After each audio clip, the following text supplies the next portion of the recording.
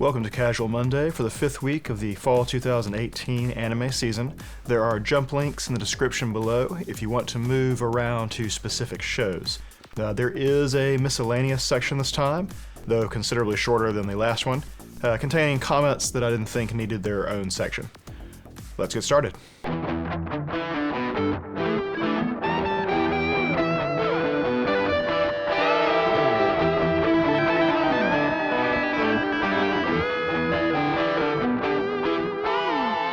I don't have a ton to say about Golden Kamuy this week, other than I love how an already crazy show gets more over the top each episode. That we are still largely grounded in reality makes this increasing chaos all the more stark. Thus, what I think has been a real strength of the series is to give all of this over-the-top chaos a certain focus in our perennial antagonist, Lieutenant Tsumri. He lost a piece of his forebrain in the war that shaped so many of our characters, and that injury has given him a lack of impulse control. What's more, he's completely upfront about this fact with enemy and ally alike, though I guess there's no hiding the giant plate over his forehead. This gives him a certain violent unpredictability that makes even his own troops a little fearful. Yet, despite this injury and its effect on his behavior, this season has shown that one of his great strengths is inspiring loyalty in others, and he is willing to embrace any bizarre behavior or decision if it furthers this end. Thus does he find common ground with the guy who makes grotesque suits out of skin, earning something like devotion. Then he indulges and matches the zany aggression of the weaponsmith to extract a strange favor.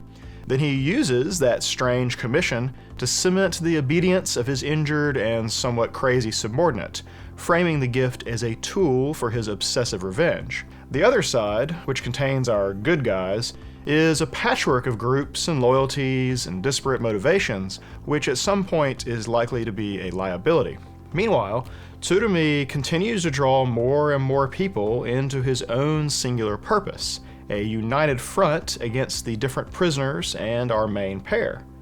It's definitely keeping it interesting. In Karakuri Circus, I don't know. Did that really just happen? It's quite the unexpected development. Not sure how exactly it works with his arm remaining, but nothing else. But then him having spiritual power from martial arts was a little unexpected as well. This is a completely different series if they have removed him.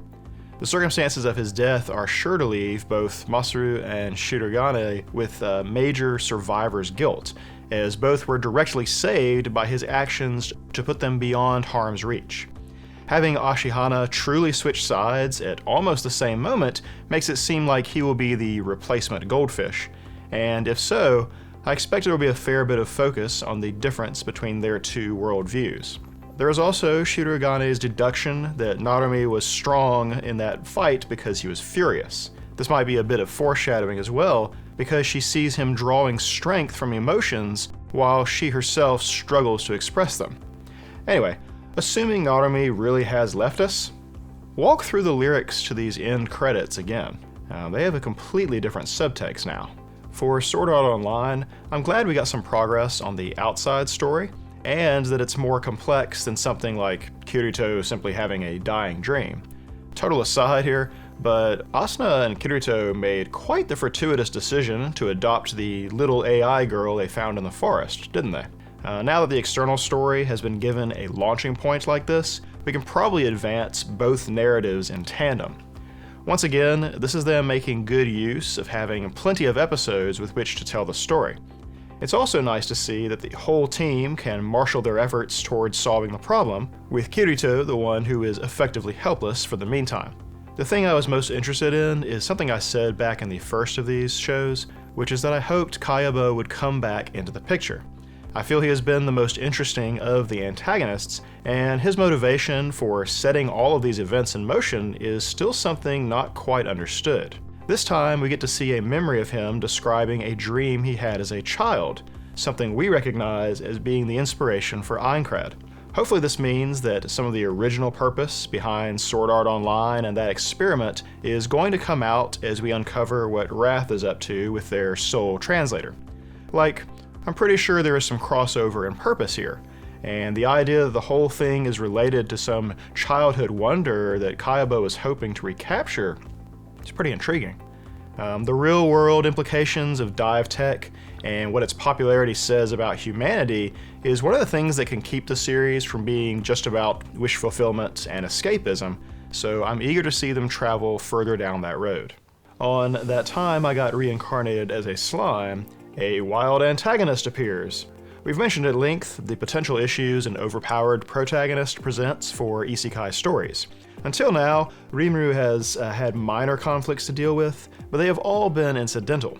Overcome being trapped in the cave, overcome the wolf attack, overcome the arrest that he got caught up in, and so on. No one has taken any actions towards him specifically. But it was only a matter of time before the extraordinary things he can do with his extra skills were going to attract notice. In this way, despite how overpowered some of these tricks are, the fact that he makes no attempts at all to hide such power or even consider the consequences presents itself as a weakness. He is ignorant of the way this world works and completely naive about what kind of response his gestures might inspire. This even after Veldora presented a survival of the fittest worldview to him back in episode 1. So while I don't know if he will be the main antagonistic force or not, or even truly an opponent, having the Hero King take interest in Rimuru in such an off-the-record way suggests him as a potential antagonistic foil. This would be an interesting development, because rather than having someone who also has great power set up as a counterpoint, the king is presented as someone with very normal power who is very shrewd and cunning. The opposite of Rimuru, in other words.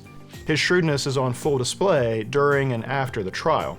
The circumstances of the trial itself impress on us how mighty the king is within his own kingdom, but what's impressive is his understanding of his role and how to use it. He actually wants Kaijin and his skill set within his sphere of influence, but Kaijin's rebuff of his offer in favor of a new loyalty makes this impossible. Whatever the reason, Kaijin committed a crime by striking the minister, and allowing such an action to go unpunished erodes the authority of the king himself, as the minister's authority and untouchability flows from him. However, the king shows a strong sense of principle in how he handles both Kaijin and Vesta. He must publicly punish Kaijin for the legitimacy of his own system of justice. By changing it to exile, he enables Kaijin to keep his oath. This suggests that the king takes such pledges of loyalty seriously, that honor has some value as currency in his kingdom. Exiling him is a punishment, but he is allowing his former loyal retainer his freedom to pursue what he values, all without costing his court any of its legitimacy. Likewise, when it comes time to rebuke Vesta, he does so privately.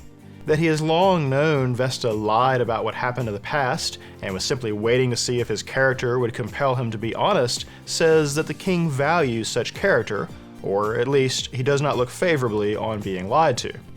He presents the way that the debacle has soured any potential alliance with the slime as the fruits of Vesta's failings as minister. Yet he does not express this loss of faith in his subordinate to the public, as again, that would erode some of the authority of his government. These two actions together suggest a king who is very savvy in the exercise of power. He is the type that would make a powerful ally or a powerful foe. And for the moment, he is the sole person with power in the world that is focused on Rimuru specifically. There's a lot of potential to opening up the story from such a position. So that development is one way this episode is forward-looking. The other comes from two different parts of the episode, but concern the same person, the girl with the tattoo under her eye, who Rimuru thinks looks Japanese. She shows up in the crystal ball as someone he is destined to be with, and she shows up in the end credits. In both cases, she is surrounded by 5 kids. The end credits part is worth mentioning because these credits are a departure from the pattern. Before now, all of the end credit sequences have contained scenes from the episode that just finished or a previous episode, and use this structure of scenes playing in the background as though on screens in the environment, while Rimuru himself just shuffles along. This episode, though, gives us scenes that have not happened in the show yet. They may very well be past events, and I'm actually positive several of them are, but this is forward-looking into future episodes, just like the crystal ball is a tool of foreshadowing. It's not an accident that they center around the same person. The next episode is titled Shizu, so it wouldn't surprise me if that ends up being this girl's name. I'm also going to go out on a limb and guess that she's the little girl who dies in the firebombing in the opening minutes of the series and has been in this world for some time. I don't know if it's effectively been 70 years in this world's time like it has been in Earth's time, as she doesn't exactly look 70 plus, but it may be that time moves differently or people summoned from our world age differently. Veldora explains that he was sealed by a heroine 300 years ago, and that this heroine described herself as a summon, not an otherworlder like Rimuru.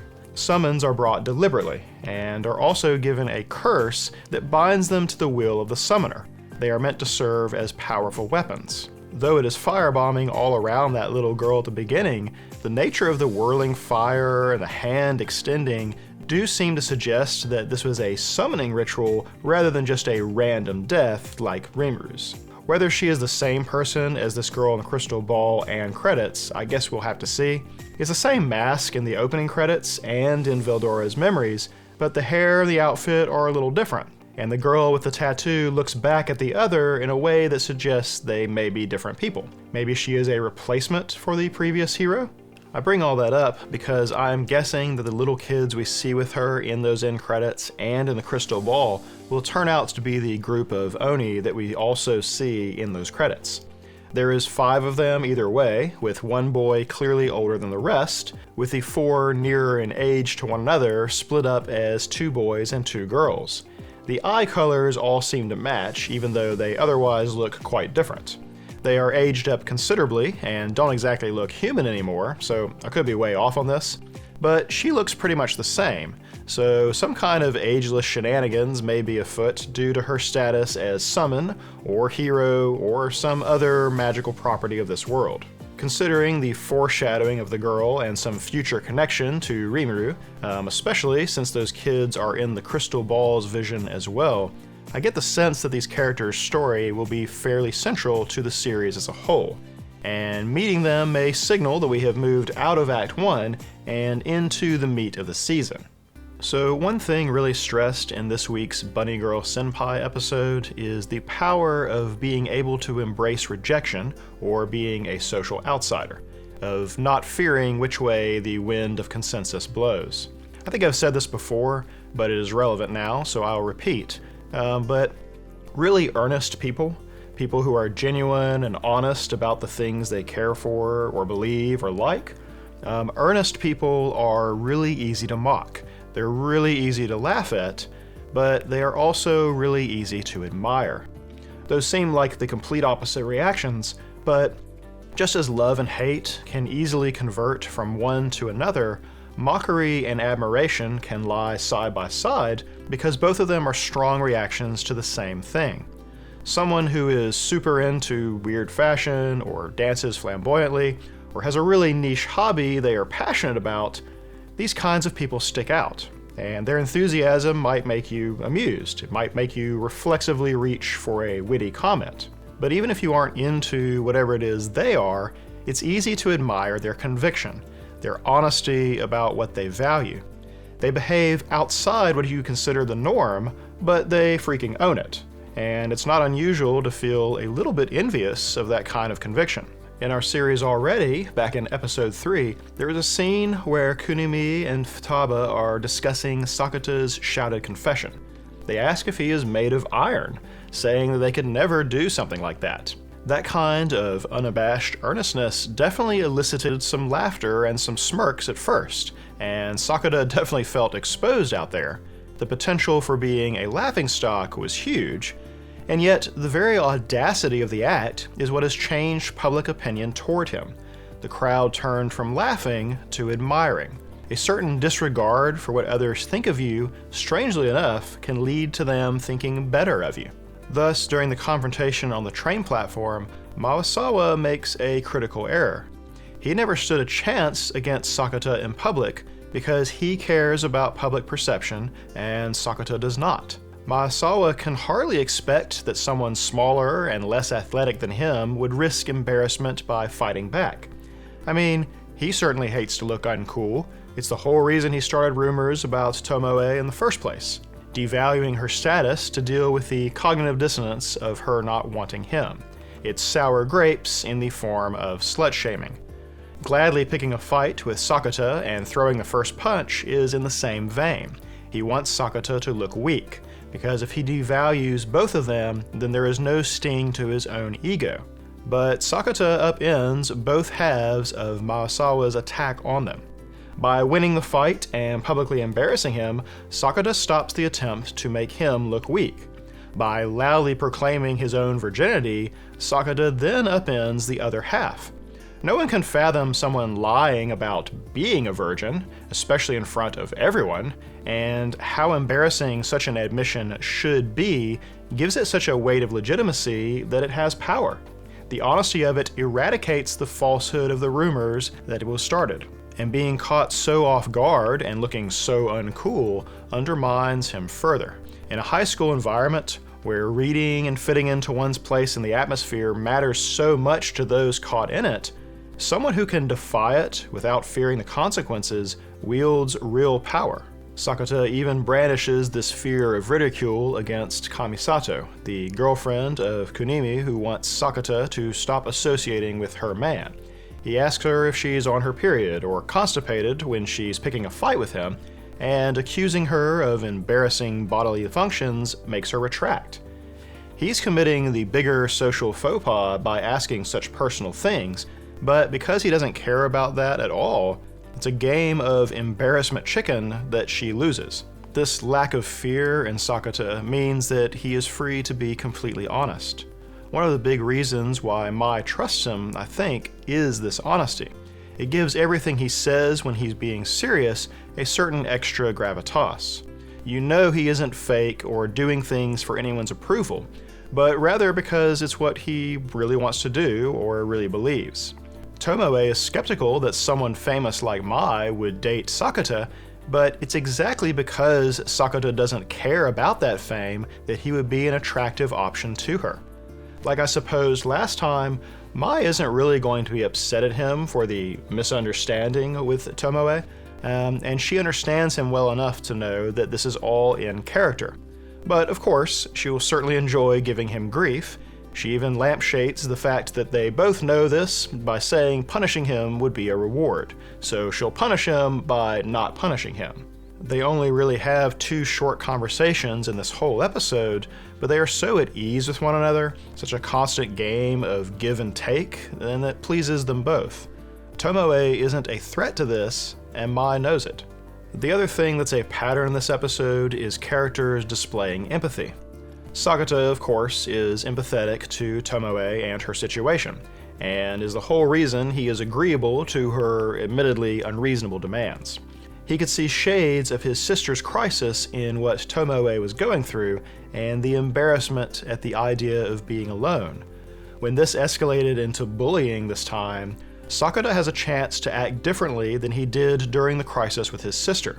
You can see that he is weighing this choice in the conversation he has with Futaba. Putting himself way out there to stop the bullying that has started to form around Tomoe doesn't erase what happened to Kaede, but because of that, he understands how severely it could affect her. It makes his decision all but certain. Tomoe has her own display of empathy when they happen across her classmate, Yoneyama. Yoneyama actually starts to refuse their help, pointing out that Tomoe is in a different social circle. I guess it's odd for her to reach outside of her own clique, but Tomoe just sees someone who needs help. Maybe she would be different if her friend group was around, but she knows she doesn't have to keep up a front around Sakata, and they help locate the missing strap. More about how Tomoe acts around Sakata in just a bit. I first want to point out that Mai also gets in on this empathy action twice. Mai came to Sakata's apartment at the end of last episode because they needed to be on the same page, but she brought something with her as well. It's a gift for Kaede, an outfit from one of her shoots. She brings it because she thought that a little dressing up might help spark Kaede's interest in leaving the house. Mai knows that Kaede doesn't interact with anyone besides her brother, and she's perceptive enough to guess that Kaede might be jealous of the time that she and Sakata spend together. Thus, Mai is completely receptive to Kaede's request to call her by her first name and asks to do the same in return. This closes the gap between them, and presenting such a positive interaction with a stranger is yet another step towards helping Kaede move forward. Mai sees the situation that Kaede is in and doesn't pity her or ridicule her or ignore her or even try to come between her and Sakata. She has empathy with her and shows her kindness with no expectations of reciprocity. The other person Mai shows empathy towards is Tomoe. It's more than just going along with the misunderstanding. Speaking about the future date, Mai says she hopes that pretend doesn't turn into serious. Sakata fails to understand that she isn't talking about it becoming serious for him, but becoming serious for Tomoe. This girl is a potential romantic rival who has involved her de facto boyfriend in a romantic misunderstanding, and yet Mai is still thinking about the fallout for Tomoe if she forgets that it's all pretend. That is both empathy and some pretty extreme confidence in how you stand with Sakata. Mai knows firsthand that his genuineness is attractive, perhaps all the more so for someone like Tomoe who seems to lack a stable center of her own. Sakata is so very honest and unguarded with Tomoe during their time alone that she can't help but understand this about him. And I think over the course of this episode, we see why Mai had cause to worry. Tomoe is downright obsessed with presenting the right kind of front to her other so-called friends, who apparently ostracized her in a heartbeat when the rumors were going around. But she hasn't kept up any such front with Sakata, confessing about her past and how she intentionally changed who she was to try to fit in. She even slips into her native accent around him repeatedly, a cue that she is letting her unguarded self out without thinking about it. So, when she asks how she is supposed to repay him, and he suggests that she be his friend, she knows the request is genuine. She didn't show him the curated version of herself, or worry over whether he was accepting her or not, and yet he made this request anyway. This would make him a far more genuine friend than the ones that she fusses over so much. You can see how that offer immediately evokes emotion from her, and if she didn't understand that she had started having feelings toward him, she definitely does in that moment. This is all but confirmed in the final seconds of the episode when Mai's ad plays across her phone, and for the first time she is downcast over the situation between Mai and Sakata. So while it first seemed that keeping up the ruse would help free them from the time loop, it seems that more trouble is brewing. I said last time that it seemed pretty risky to lie to the atmosphere about them being a couple, because the atmosphere seems to have a bad habit of making things come true. While I don't think the atmosphere is causing Tomoe's heart to turn towards Sakata, because, his treatment of her is probably doing the job on its own, it does seem possible that the atmosphere could arm her with the means to try to make their pretend relationship into something actual. We may very well be setting up a different time loop in which Tomoe doesn't try to avoid being asked out, but tries to be asked out.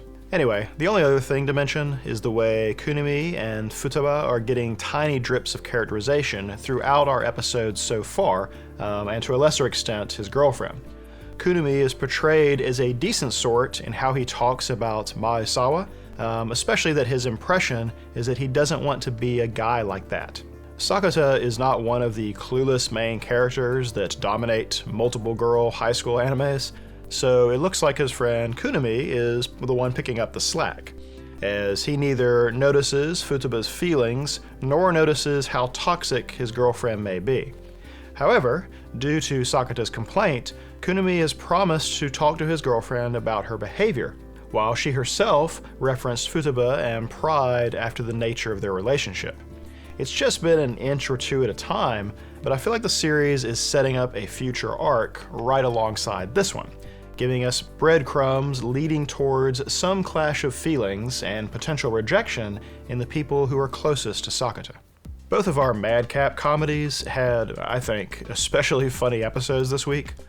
Uza-Maid continues its odd mix of wholesome life lessons and adults with no sense of the appropriate, now also featuring a cat with amazing comedic timing. In the other show, we have a nice bird. Nice bird. The 5th episode of Zombieland Saga once again demonstrates how much humor relies on the unexpected, as the show will repeatedly suggest an obvious next step only to take a hard right in another direction. One of the expected patterns they will exploit the most is existing idol show tropes, such as the inspirational moment of self-reflection that surely will precede some great success.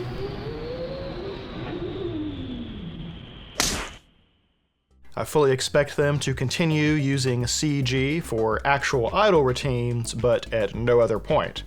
I'm not sure the work as a whole rises to the level of satire, but it is definitely getting a lot of mileage out of lampooning idol shows and perhaps even criticizing the idol industry. The setup itself suggests this critique. The idol industry, for all its sparkly image, is reputedly a grueling and sometimes abusive work environment.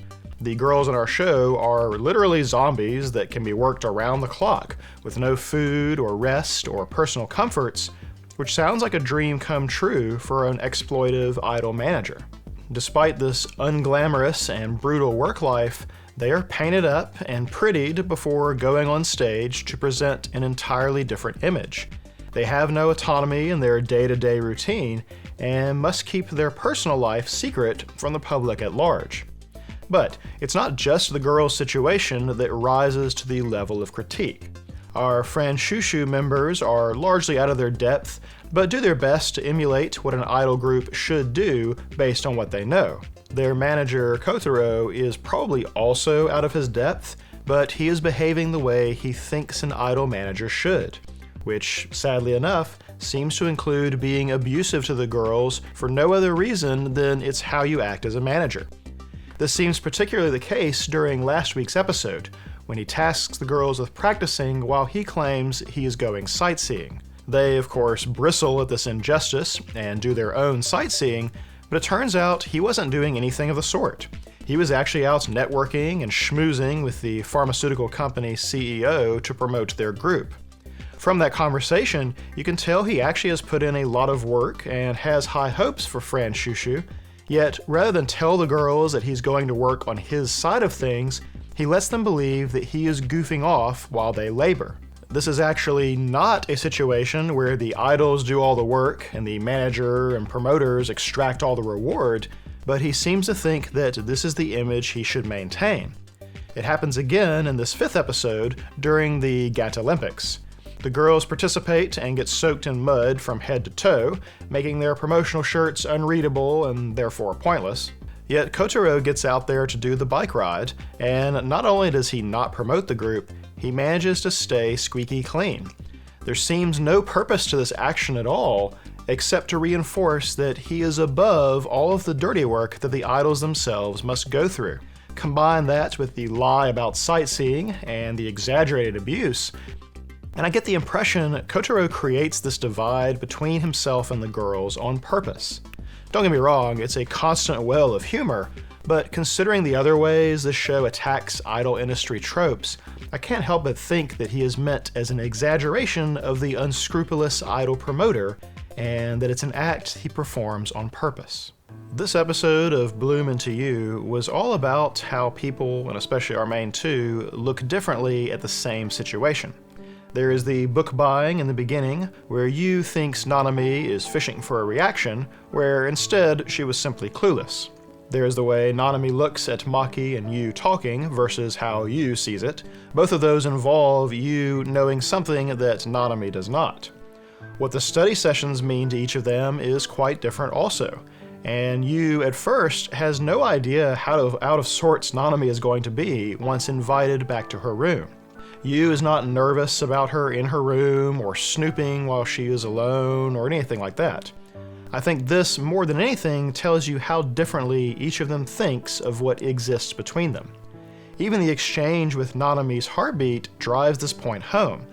Nanami asks if Yu wants to hear how fast her heart is beating, which is really just a flirt, inviting Yu to put her head against her chest. Missing this completely, Yu just takes her hand to confirm that, yep, that's a heartbeat alright.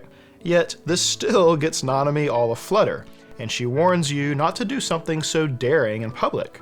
But of course, Yu never thought of that kind of contact as daring. Just as the two of them have seen all those situations differently, people watching from the outside see it differently also. You feeling Nanami's pulse by taking her hand is unlikely to strike any outsider as daring because they won't assume that the gesture is romantic or sexual. This is the actual way that this series differs from a more standard romance. There's a problem sometimes in the yuri genre where the relationship between the leads isn't treated as a story of girl meets girl, but rather as a kind of gimmick, or fuel for those who fetishize lesbian overtones. Even completely unrelated genres will tease a little yuri subtext between girls for fan service reasons. Thus, for us to take the romance more seriously, there is an added burden of justifying why the story works the way it does because it's two girls rather than a boy and girl. Well, this is that reason. The two of them can have their mostly one-sided but still secret relationship out in the open because no one around them jumps to the conclusion that it may be a romance. The boyfriend, Hiro, even makes a joke about it. In the first episode, this helped to explain why it was more likely that neither of them had fallen for someone before now.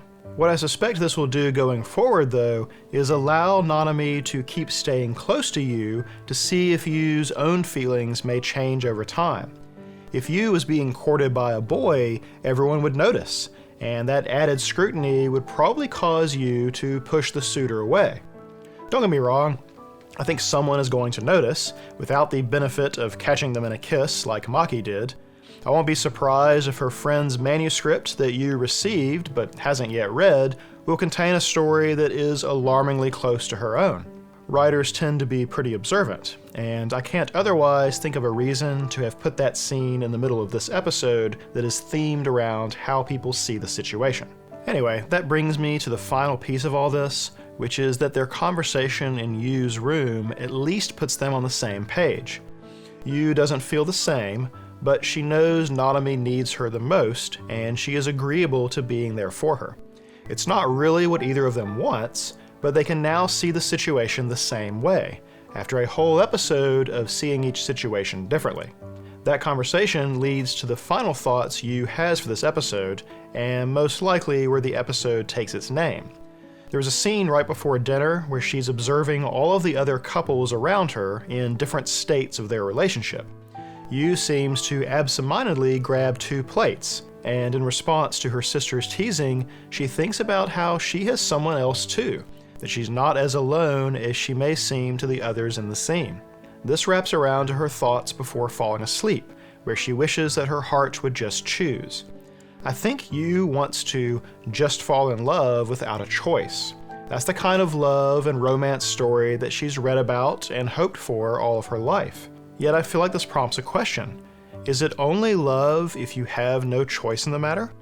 Would choosing to love someone on purpose be more or less of a real love compared to it just happening on its own? What about against one's wishes? Nanami acts out of character because of how she feels about Yu, and constantly says that she can't help it. It's just how she feels, she didn't choose it. Yu is wishing at the end that her heart would just choose for her. Simply deciding that she is going to be around Nanami because of how Nanami feels and acts doesn't strike her as being anything like love. In fact, she reasons to herself earlier that she would have been happy with anyone who wanted to study with her, and that she has to be with Nanami because no one else knows how fragile she really is. Yu is just supporting her because she is good-natured. She would have done this for anyone. This all sounds like Yu convincing herself that she doesn't feel anything, right? She's justifying the choices she's made in a way that doesn't require any special feelings. She is choosing these things, therefore it must not be attraction or romantic or whatever. Without that heart-pounding excitement that she associates with love, she can't believe that it is anything romantic. It makes me wonder if this is the conversation about love that this series is going to set out. There might be more to it than strong and uncontrollable feelings, or that such feelings can come later rather than first. Yu makes such an interesting protagonist with such an interesting inner struggle. She is so sought after by such a flattering suitor, and yet she cannot choose for or against the situation. She's been so confused about what it means to be the target of someone's attraction because she simply can't relate, even though it's something she really wants to feel herself. she makes a pretty good stage for this conversation about love to play out. In Iroduku, I just have a couple things. We see that Kohaku's fortune-telling is no cheap trick, as her assertion that Asagi had bad romantic fortune seems to be true for the moment. Sho is the object of her attention, but he is increasingly interested in Hitomi. This was actually foreshadowed back in episode 3 with the picture Asagi composes with Sho and Hitomi in frame. She opts not to take the picture with the two of them in focus, looking at one another, and instead lowers the camera to reveal a worried expression. However, Kohaku will later assert that the fortune is just a hint, and that she is the one who decides her own future. An interesting comment for someone who now knows something about her own future. If her fortune-telling magic is not reading some already prescribed fate, then does that mean the future is not actually written? Is the fortune-telling a hint because magic enables you to alter the usual path you would walk down? This is an interesting question to me because Kohaku seems to have stepped up her interest in learning magic. This lines up with something we pointed out before, which is that she would have needed to start gathering moonlight almost immediately in order to have 60 years worth by the time she sends Hitomi back. Whatever event prompts that effort should happen somewhere close to the present time. Does magic become a means of altering fate, or even of altering one's own history? Are we in a stable time loop, or does future Kohaku's magic to send Hitomi back cause a different path to unfold? Perhaps relatedly, Hitomi's comments about Yuito's drawings being important to her makes me wonder if they are things she had actually seen in the future. Like, presumably, some of these Magic Photography Arts Club members were alive and living in that town in the future. Maybe Asagi's family still has a photo studio. Maybe Yuito's art decorates the city. I don't know.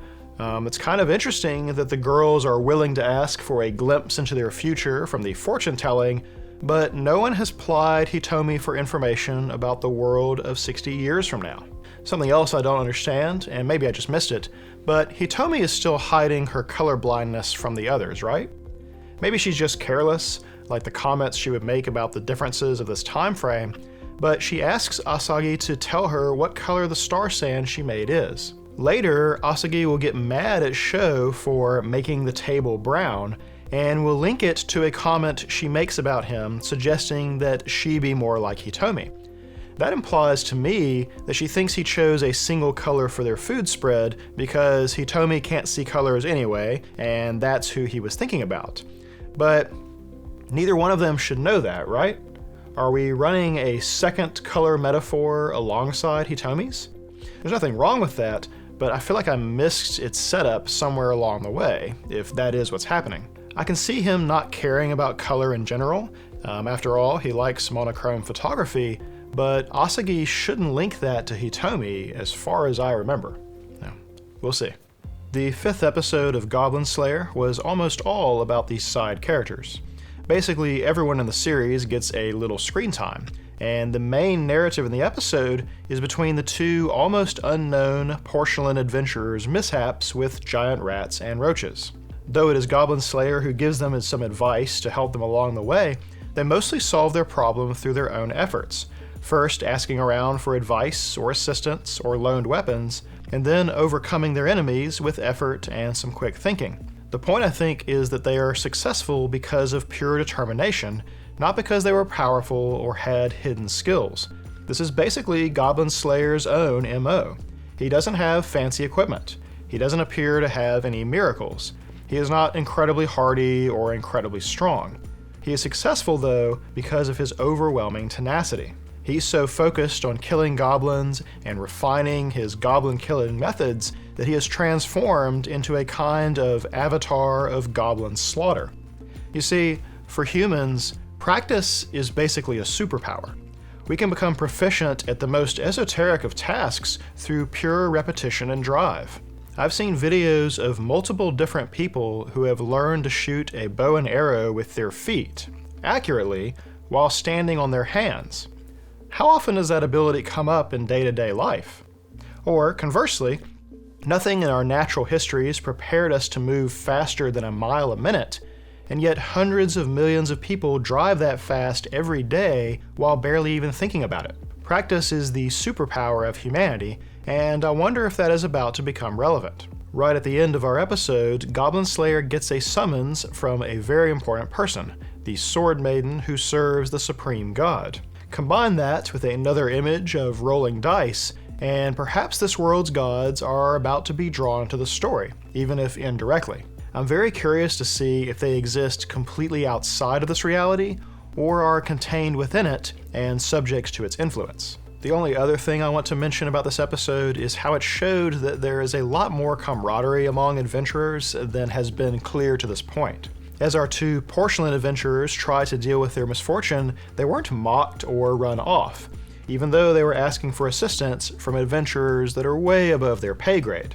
In fact, part of the reason they couldn't be helped easily was because these people simply didn't have low-level gear that they could use. But our slow-talking sorceress still gifts them a magic candle from her magic pocket to help them on their way. When they succeed, the other adventurers celebrate with them, as though their victory was a victory for the adventuring community as a whole. Additionally, part of the rationale for punishing the Ray Scout for stealing the treasure was specifically because it was a crime against his fellow adventurers. He was defying the trust between his peers, something serious enough to warrant banishment. Even bringing the Goblin Slayer in as an observer connects him to the greater adventuring community. All in all, our growing stable of quest takers seem a lot more like a united group after this episode than they have before now. It makes me wonder if upcoming conflicts will test the extent of this cooperative spirit. So there was a lot of general weirdness in this week's SSSS Gridman episode. While traveling to the location of the rafting trip, everyone appears to fall asleep in transit, basically losing consciousness in one place and regaining it somewhere else. Very odd that it would affect everyone that we saw take the train. It also seems to prompt an indistinct dream in Yuta, and this dream also contains an image of something breaking apart in several directions up in the sky. This is a match to one of the very first images of the whole series, something that Akane observed happen and something which immediately preceded Yuta waking up in that first episode, just as he does this time, whatever that means. Additionally, once the monster of the week is bested and they are wrapping up, we see the land itself seem to come apart and drift around, as though its very structure was breaking down. Is that just the land resetting as it does after kaiju encounters? Gridman himself is confused about where he is when they first activate him, and will later ask again exactly where it is that they are. On top of that, it isn't clear if Akane created the giant kaiju model before or after she learned about the rafting trip that would take them somewhere with a lot of mountains, which might be nothing, but considering everything else, I'm going to file it along with the other oddities. As one of our team wonders at the end, why is it that kaiju only seem to appear around them? We know that it's because Akane is summoning them, but why is all of it centered on her anyway?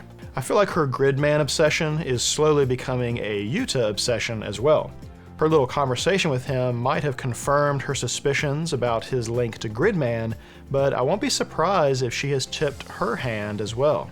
She doesn't seem worried about this recklessness at all. It actually rather matches the rest of her behavior, such as calling Auntie during class, or calling Alexis when their phones are supposed to be put away, or simply having a giant kaiju start burning down the mountain that she's standing on. And that says nothing about the abusive and dismissive way that she treats the Auntie. I feel like she is a very smart girl, but this is all risky behavior that could easily initiate her downfall. Conversely, there is a lot of reinforcement of teamwork in those who oppose her. Everyone was involved in getting Gridman and Yuta together. The Neon Genesis Junior High gang bringing the computer is obvious, right? But even summoning them required our main trio to solve a logistics problem that would have stopped the whole thing in its tracks. Just like junk has given them fits by being older technology, the lack of their current smartphones presents a problem for the plan to call Rika's shop, a problem they have to overcome with older technology. Except, Yuta doesn't have any coins to make a call. Had he been alone, that would have been the end. Luckily, Utsumi does. Except, neither of them knows the shop's number. If Rika hadn't chosen to chase after them, that also would have been the end. I'm still not sure how this series is supposed to connect thematically back to the original shows that inspired it, but it seems the necessity of using things like the old PC and the coin-operated phones is probably linked to this idea. Obviously, something is very screwy with their reality, and the show is taking its time to tease that out.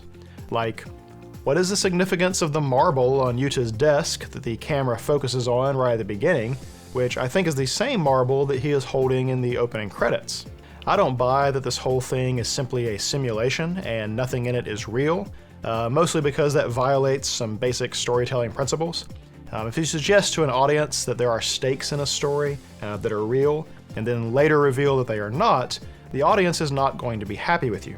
But I do believe that some kind of interplay between simulation and reality is ongoing, and I'm beginning to think that the multiple instances of older technology are clues to exactly what is going on. But there's still a lot to that story we simply don't know. See you next week.